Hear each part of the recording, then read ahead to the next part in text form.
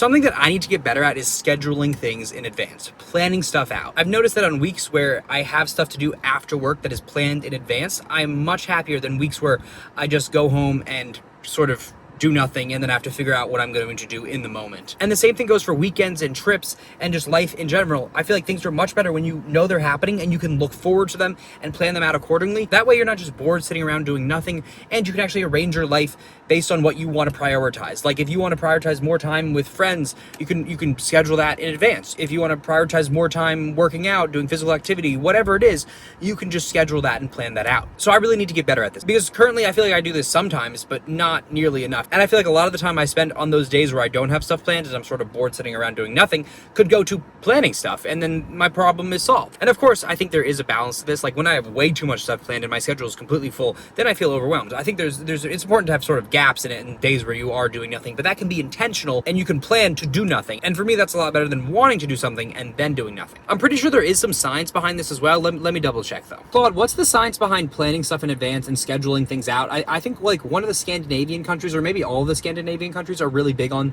scheduling stuff in advance and looking forward to it. What's the science behind like that making you sort of a happier person and all that fun stuff? So there's actually solid research on this.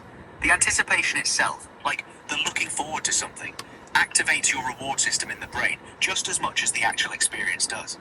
Some studies show it might even hit harder than the event itself, which is wild. The Scandinavian thing you're picking up on is real. There's this concept called pre-consumption happiness, where planning a vacation, for example, can give you weeks of dopamine hits just thinking about it.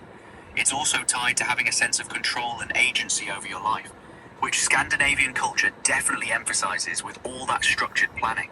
That feeling of control is genuinely protective for mental health and reduces anxiety.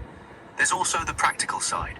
When things are scheduled out, your brain doesn't have to constantly wonder, what's next?